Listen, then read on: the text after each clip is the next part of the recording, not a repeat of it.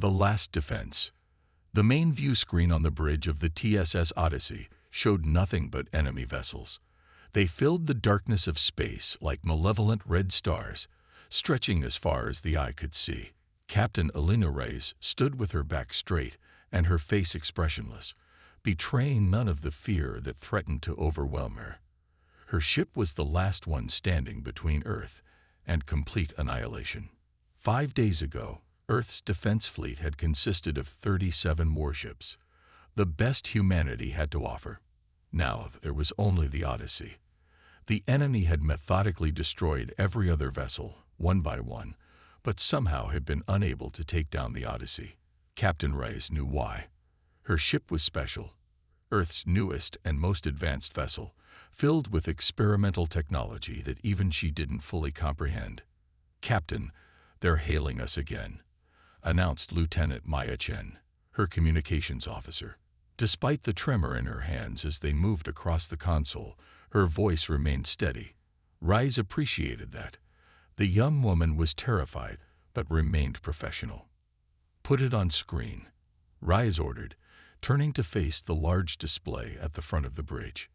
The face that appeared was distinctly inhuman. The creature's skin was a deep purple with iridescent scales that caught the light. 6 yellow eyes arranged in a hexagonal pattern blinked independently of each other.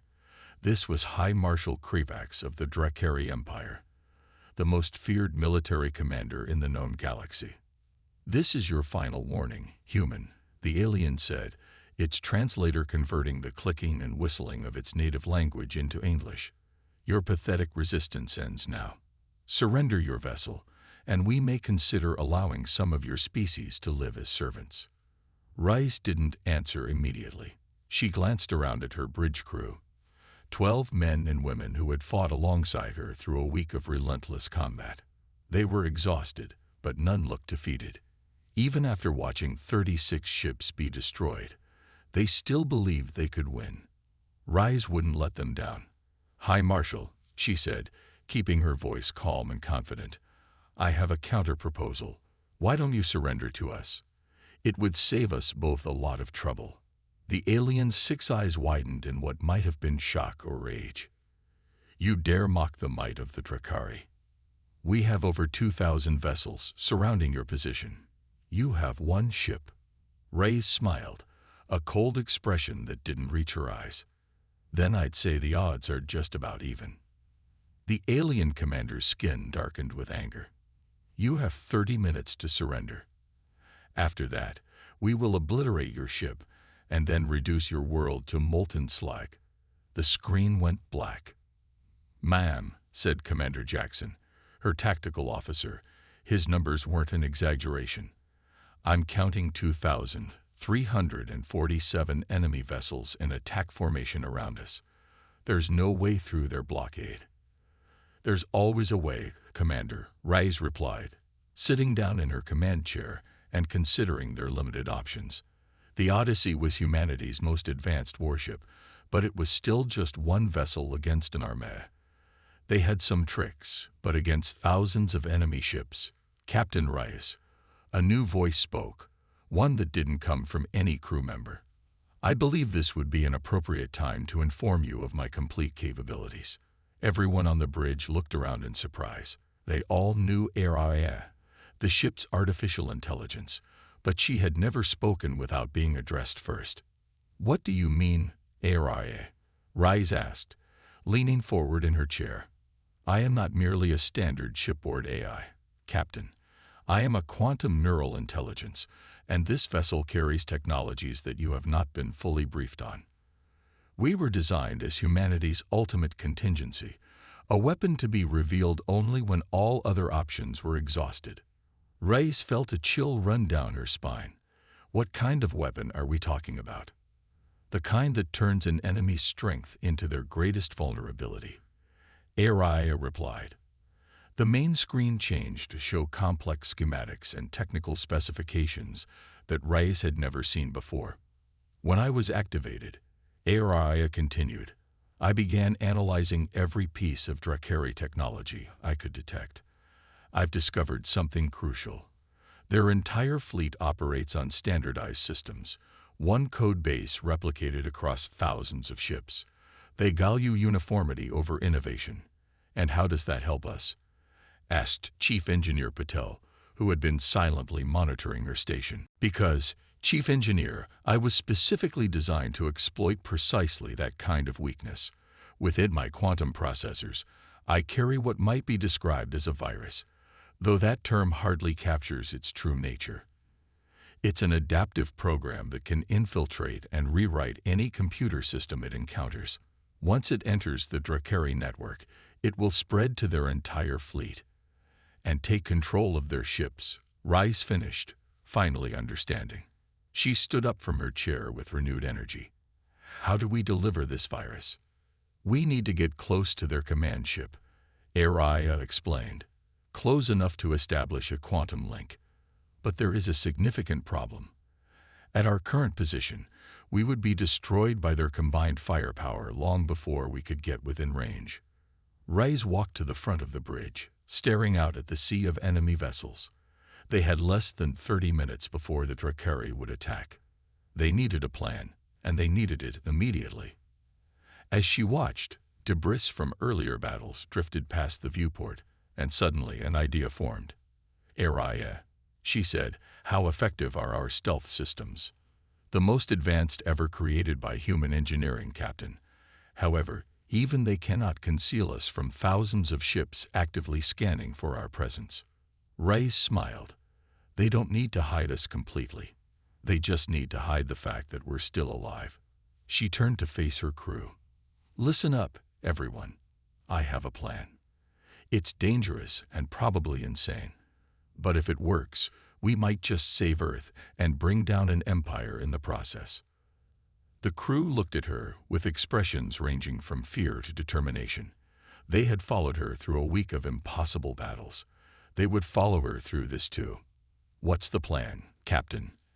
Asked Lieutenant Chen, sitting up straighter at her station. We're going to die, Rice said. Or at least we're going to make them think we died.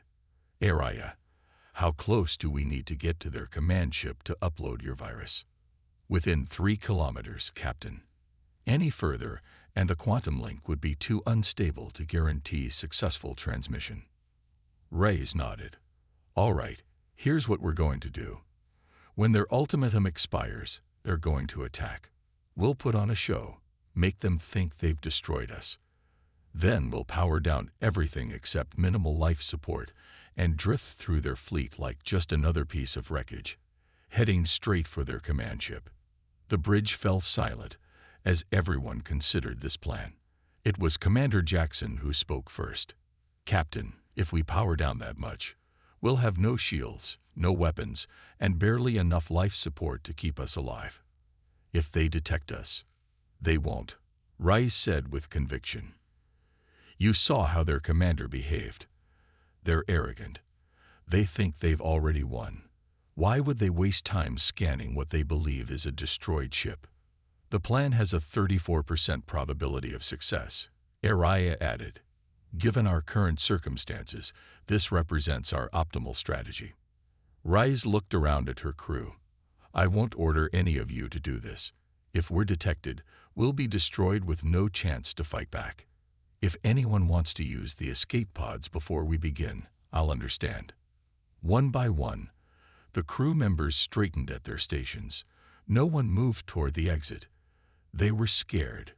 Rice could see it in their eyes, but they were also ready to do whatever it took to save their world. Very well, Rice said. She walked back to her chair and sat down. Stations, everyone. We have 25 minutes to prepare for our own destruction. Let's make it convincing. She looked up toward the ceiling, where she imagined Araya's presence to be. And Araya, I want to know everything about this virus of yours. If we're going to unleash it on the Drakari fleet, I want to know exactly what it's going to do. As her crew began their preparations, Rice allowed herself a small, grim smile. The Drakari thought they had humanity trapped and beaten. They were about to learn a harsh lesson about underestimating their opponents. Sometimes the most dangerous weapon wasn't the biggest ship or the strongest armada. Sometimes it was a single vessel with the right technology and a crew brave enough to use it. The next 20 minutes on the bridge of the Odyssey were filled with intense activity as the crew prepared for their fake destruction. Meanwhile, HFY explained more about the virus hidden in her systems. The AI's voice remained calm as she revealed secrets that made the crew's eyes widen in amazement. The virus was designed to be unstoppable once released, HFY explained. It doesn't simply take over systems. It learns and adapts. Every ship it infects makes it stronger and more intelligent. The Drakari won't be able to counter it because it will evolve faster than they can respond. Chief Engineer Patel shook her head in wonder as she studied the technical details on her screen. This is incredible and terrifying. Why weren't we told about this weapon before? Because, Rice said, understanding now, if the Drakari knew we had this capability, they would never have engaged us directly. They would have found another approach. We needed them to commit their entire fleet. She looked at the tactical display, where thousands of red dots surrounded their single blue one. And they have. Captain, called Lieutenant Chen from Communications, we're receiving reports from Earth. The Drakari ships are moving into attack positions. 10 minutes until their ultimatum expires. Rice nodded. Time to get ready. Patel, begin shutting down non-essential systems. Jackson, calculate the exact course we'll need to drift toward their command ship. HFY, identify their flagship on the main screen. One of the enemy ships illuminated brighter than the others on the display. It was massive, at least 5 times the size of the Odyssey. Around it, other vessels moved in complex patterns, protecting their leader. That's our target, Rice said. Once we get close enough, HFY can upload the virus. But first, we need to convince them they've destroyed us. She pressed a button on her chair. All hands, this is the captain. In 10 minutes, we're going to let the Drakari believe they've won. We'll be running on minimal power. No heat, no gravity, barely enough air to breathe. It will be cold, dark, and uncomfortable. But if we can fool them, we can save Earth. Stand by for further instructions. As the minutes ticked by, the crew worked quickly to prepare. They secured loose items that might float in zero gravity. They donned insulated clothing to combat the coming cold. Engineers set up emergency batteries to maintain basic life support, while everything else was powered down. 3 minutes to deadline, Chen announced. The tension on the bridge was palpable. Rice stood up from her chair. HFY, are you ready? Yes, Captain. I have prepared a very convincing explosion. When their weapons impact our shields, I will create a blast that will deceive their sensors. We will appear to fragment spectacularly. Good. Patel, how long can we survive on minimal power? The chief engineer looked worried. 5 hours, maybe 6 if we're lucky. After that, we'll run out of heat and air. The cold will get us before oxygen deprivation does. Then we better make sure we reach that command ship in less than 5 hours, Ray said. She looked around at her crew. Everyone ready? This is going to get rough. The crew nodded. They all understood the risks. If anything went wrong, if the Drakari spotted them, if they drifted off course, if the virus failed, they would die. But they would die anyway if they did nothing, and their entire planet would perish with them. 1 minute to deadline, Chen said quietly. Rice sat back in her chair and gripped the armrests. All right, HFY. Let's give them a show they'll never forget. The minute counted down to 0. On the main screen, they watched as thousands of enemy ships began to move. Weapons powered up across the Drakari fleet, creating a light show that would have been beautiful if it weren't meant to annihilate them. Multiple weapons locked on us, Jackson reported. They're going to hit us from all sides. Hold steady, Rise ordered. Wait for it. The first barrage came like a wave of light. The Odyssey's shields illuminated as they absorbed the attack. More shots followed.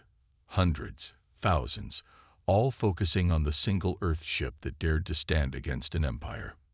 Shields at 60%, Patel called out. 40%, 20%. Now, AI, Ray shouted. The ship's AI acted instantly. As the next wave of shots hit their shields, AI created a massive explosion that looked like their shields failing completely. The blast was perfectly timed, perfectly realistic. To anyone watching, it would appear that the Odyssey had finally been overwhelmed by the Drakari attack. At the same moment, every system on the ship shut down. The lights went out. The artificial gravity failed. The constant hum of engines that the crew had grown accustomed to went silent. Emergency red lights activated, running on battery power, casting eerie shadows across the bridge. Through the viewports, they could see pieces of their ship seeming to break away and scatter. But these weren't real fragments.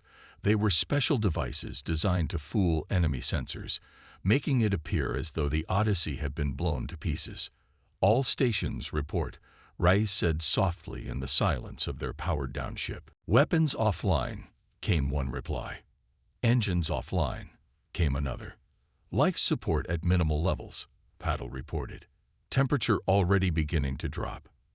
The crew began to float in their seats as the artificial gravity fully disengaged. They had all secured themselves, expecting this, but it was still a disorienting sensation. External cameras show the explosion was convincing, Jackson said, checking the readings on her emergency screen. They've ceased firing. They believe we're destroyed. Reyes allowed herself a small smile. Good. Now comes the hard part. She turned to her tactical officer. Jackson, are we on the right trajectory? The commander checked his calculations. Yes, Captain. The explosion propelled us in exactly the right direction. At our current drift velocity, we'll reach the command ship in 5 hours and 12 minutes. 5 hours and 12 minutes, Reyes repeated. She could already feel the cold beginning to creep in. Without power to the heating systems, the ship would slowly freeze. They would have to endure it, floating in darkness, pretending to be dead, hoping the Drakari didn't look too closely at the wreckage. Captain, Chen whispered, the Drakari are broadcasting. They're celebrating their victory. Let them celebrate, Rice said. Pride comes before a fall, and they're about to fall harder than anyone in galactic history. She looked around at her crew, their faces illuminated only by the dim red emergency lights. Everyone try to stay warm. Move around if you need to, but be careful. We don't want to generate any heat signatures they might detect. And remember, we only have to endure this for 5 hours. Just 5 hours, and then we can show the Drakari what humanity is truly capable of. As the Odyssey drifted through space, appearing to be just another piece of destroyed ship floating among the debris of battle, the Drakari fleet began to disperse. They thought they had won. They thought Earth's final defense was obliterated. They didn't know that their greatest enemy was floating right through their lines, carrying a weapon that would bring their entire empire crashing down. The silent strike. The first hour of drifting through space was bearable. The crew of the Odyssey kept themselves occupied by checking emergency systems and monitoring the Drakari fleet through passive sensors that consumed minimal power. The cold was uncomfortable but not yet dangerous. They could still feel their extremities, and their breath wasn't visible in the dim red emergency lighting. But by the second hour, conditions deteriorated rapidly. The temperature had plummeted well below freezing. Ice crystals formed on the interior surfaces of the viewports. Every exhalation came out as a white cloud. The crew wrapped themselves in emergency thermal blankets, but the cold found ways to seep in nonetheless. Status report, Rice said through chattering teeth. Like everyone else, she was secured to her seat to prevent floating away in the zero-gravity environment. Temperature is minus 15 degrees Celsius and still falling, Paddle reported, her voice trembling from the cold. We got ice forming on some of the internal sensors. If it gets much colder, we might start losing systems. Hull temperature is approaching zero, Jackson added. The good news is that makes us look even more like debris. The bad news is we're all going to freeze if this takes much longer. Reyes nodded, then looked at the main screen where ARIA was tracking their progress. How much longer until we reach the target? 3 hours and 22 minutes at current drift velocity, ARIA replied. The A's voice was the only one that didn't waver from the cold. However, we have a more immediate concern. 3 Drakari patrol vessels are moving through the debris field. They appear to be searching for survivors. The crew tensed. This was a complication they had feared. Their fake destruction had been convincing. But the Drakari were being thorough. How close will they come to us? Reyes asked. At their current trajectory, the nearest patrol will pass within 75 meters of our position in approximately 14 minutes. Reyes thought quickly. They couldn't power up weapons or shields. That would give them away instantly. They couldn't change course. Their drift had to appear natural. They needed another solution. Patel, she said, what if we vented some plasma from the port tubes? Make it look like radiation leaking from battle damage. The chief engineer considered for a moment. It would consume some of our emergency power reserves, but it might work. Radiation leaks are common in destroyed ships. If we time it correctly, it might even push us slightly farther from their scanning range. Do it, Reyes ordered. But make it look random. Natural. While Paddle worked on the plasma leak, Reyes watched the patrol ships through the frost-covered viewports. They were small compared to the other Drakari vessels, but still larger than the Odyssey. Their sharp, angular designs made them resemble predatory birds circling through the debris field. Patrol ship approaching, ARIA announced. They are employing active scanners. Everyone held their breath. The patrol vessel grew larger in their view, its scanning beams sweeping through the wreckage. Just then, Patil activated the plasma vent. A soft blue-green cloud leaked from the Odyssey's side, expanding in the zero-gravity like luminescent fog. The patrol ship's scanners passed over them once, twice. Raya's hand gripped her chair so tightly her knuckles turned white. If they were discovered now. Patrol ship is altering course, Raya reported. The radiation leak appears to have convinced them we are merely harmless debris. They are moving away. The crew released a collective sigh of relief, which transformed into white puffs in the freezing air. Good work, Patel, Raya said. But don't celebrate yet. We still have a long journey ahead, and it's only going to get colder. She was right. Over the next hour, the temperature dropped another 10 degrees. The emergency blankets became stiff with frost. Every surface in the ship was covered with a thin layer of ice. The crew had to keep moving their limbs to prevent frostbite, but even those small movements were becoming difficult. Captain, Chen called out, her voice barely above a whisper. I'm picking up Drakari communications. They're dispatching ships to Earth. They're preparing to begin bombardment. They won't have time, Reyes said firmly. How long until we reach the command ship, ARA? 1 hour and 47 minutes, Captain. However, I must inform you that the crew's core body temperatures are dropping to concerning levels. Even with our remaining emergency power, we may not be able to maintain life support long enough to complete the mission. Reyes looked around at her crew. Their faces were pale, their lips tinged blue from the cold. Some were shivering so violently they could barely remain in their seats, but none of them suggested giving up. None of them asked to power up the engines and make a run for it. They all understood what was at stake. We've come too far to fail now, Reyes said. Patel, divert power from everything except life support and Aria's core systems. Shut down every sensor we're not absolutely using. We need to keep the air flowing for just a little longer. As the ship grew even darker, with only the emergency lights still functioning, Reyes thought about all the people back on Earth who were depending on them, even though they didn't know it. She thought about how the Drakari had destroyed 36 other ships, good ships with brave crews, thinking that numbers and firepower were all that mattered. Raya, she said suddenly, you said the virus learns and adapts. What exactly will it do to their ships? The virus will infiltrate their computer systems through their quantum communication network, Araya explained. It will begin by assuming control of their weapons and propulsion systems, then progress to life support, artificial gravity, everything. Within minutes, their entire fleet will be under our command. And then what? Then, Captain, we can direct them to do anything we choose. We can deactivate their weapons. We can turn their ships against each other. We could even send their entire fleet into the nearest star, if that is your preference. Rice shook her head. No. When we take control, I want you to do something else. Something that will damage the Empire more than destroying their ships ever could.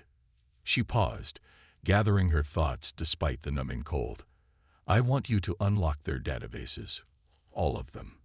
Show their crews every secret the Empire has been hiding. Let them see the truth about who they're really serving. An interesting strategy, Captain.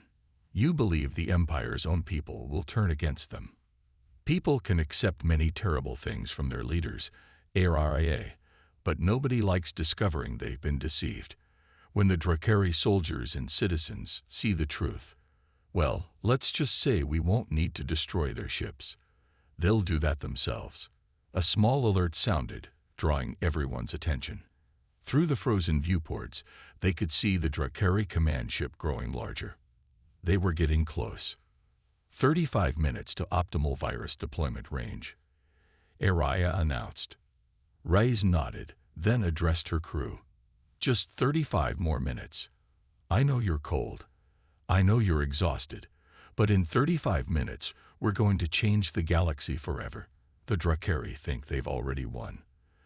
They think we're dead, our ship destroyed, our planet defenseless. They're about to learn that their greatest mistake wasn't attacking Earth. It was giving us a reason to fight back. The crew straightened in their seats despite the bone-chilling cold.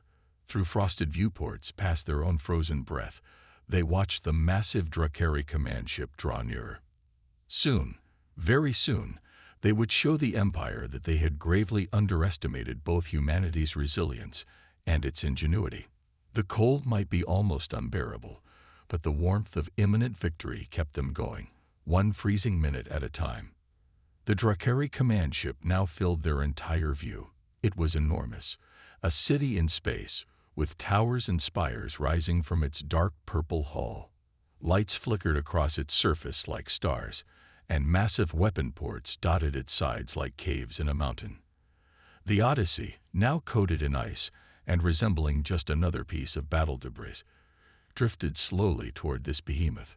15 minutes until we're in range, Araya announced, her voice quieter now, using minimal power like everything else aboard the ship. Reyes could barely feel her hands anymore. The temperature had dropped to minus 30 degrees Celsius, and frost covered every surface. Some of the crew had stopped shivering, a dangerous sign that their bodies were surrendering the fight against the cold. Patel, Reyes called out, her voice hoarse. How many people are still conscious? The chief engineer looked around the bridge, counting. 7 out of 12, Captain. The others are alive but unresponsive. Wake them up. Keep them moving. We can't have anyone freeze to death when we're this close. Patil and the other still conscious crew members gently shook their frozen companions, helping them move their arms and legs. Every movement sent sharp pains through their cold, stiffened muscles, but movement meant life. Captain, Jackson whispered, his teeth chattering, I'm noticing something unusual in the command ship's energy signature. They're using human technology. A lot of it. Reyes forced her tired mind to focus. What do you mean? Their power systems, their engines, the basic designs are human. They've modified them, enhanced them maybe, but the core technology, it's ours. ARIA. Reyes called out, is this accurate? Analyze. The eye was silent for a moment before responding. Commander Jackson is correct. I am detecting numerous systems aboard the Drakari command ship that originated from human designs. This extends beyond just their engineering. Their quantum communication network, their weapons, even their life support. All appear to be modified versions of human technology. Reyes felt a new kind of cold, the cold of fury. They'd been stealing from us all this time. They've been taking our technology, copying it, using it against us. She looked at her half-frozen crew. "Aria, when we deploy the virus, will this make any difference?" "Yes, Captain. The fact that their systems are based on human technology will make the virus even more effective. It will recognize the basic architectures. Infection and control will be nearly instantaneous." A small alarm sounded, making everyone jump. "Drakari security scan incoming," Aria announced. "They are conducting a routine inspection of the debris field." "Can they detect us?" Reyes asked. "Unknown. Our power emissions are minimal, but their scanners are extremely powerful at this range. They might." Suddenly, the main screen illuminated with an incoming transmission. The same purple-skinned, six-eyed alien commander from before appeared, but this time his smug expression was replaced with one of shock and rage. "Impossible!" High Marshal Krevax shouted. "The human vessel still exists. All ships, target that debris section. Destroy them." Reyes didn't hesitate. "Aria, now. Upload the virus." "But Captain, we are not yet in optimal range. Success probability is reduced to." "Now, Aria. We won't get another chance." The AI acted instantly. Through the frozen viewports, the crew could see a strange ripple in space, like heat waves rising from hot pavement. It spread from the Odyssey toward the command ship, invisible to normal sensors, but carrying their digital weapon straight into the heart of the Drakari fleet. "Virus uploading," Aria reported. "Drakari ships powering weapons. Impact in 15 seconds. Restore power," Reyes ordered. "Everything we've got left." The crew scrambled to their stations as systems began coming back online. Ice cracked and fell from consoles as they illuminated.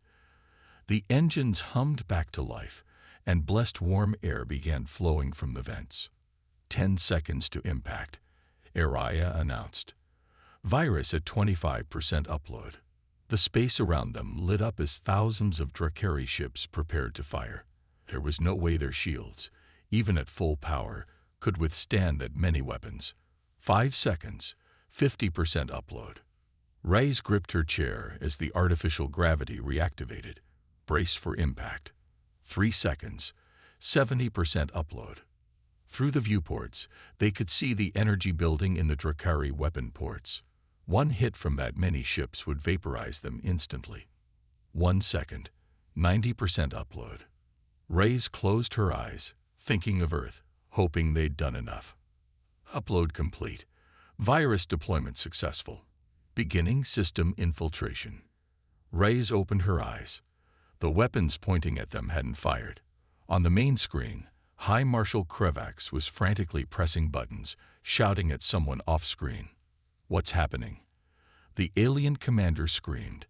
"Why aren't the weapons firing? Why can't I access any systems?" "Your empire is built on stolen technology," Reyes said, standing up despite her frozen muscles. "Did you really think we wouldn't figure out how to take it back?" Aria's voice echoed through every speaker on every ship in the Drakari fleet. "Drakari network accessed. All systems compromised. Unlocking restricted files. Beginning data broadcast." On thousands of ships, crews watched in astonishment as their computers began displaying classified information. They saw proof that their leaders had been stealing technology from dozens of worlds, not just Earth. They discovered that the war against humanity had been started not because humans were a threat, but because the Drakari High Council feared humanity's rapid technological advancement might soon surpass their own. They learned that the resources they believed were being used to improve life across the empire were actually being hoarded by a small elite. They saw evidence of atrocities committed against other species, covered up by their own government.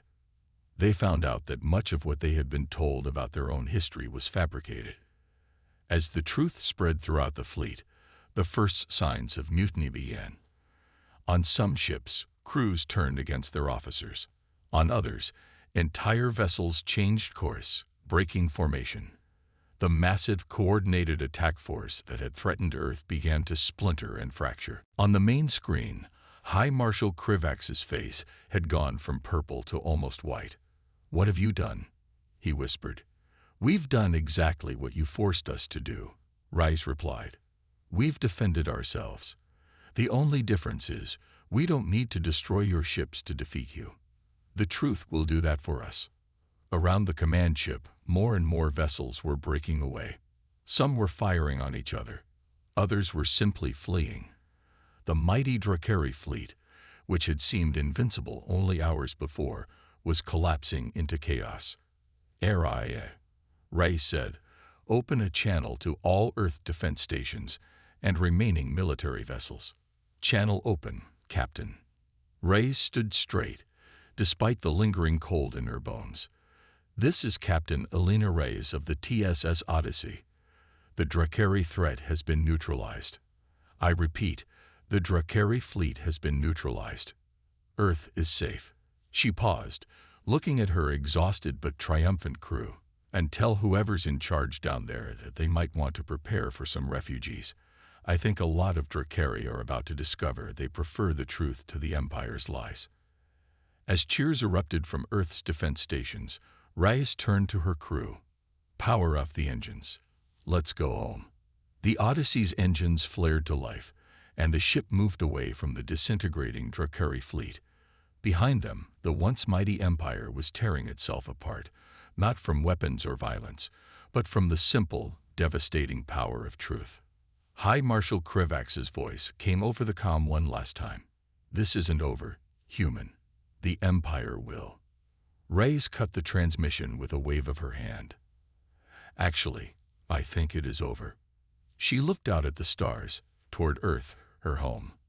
"And I think it's just beginning for us."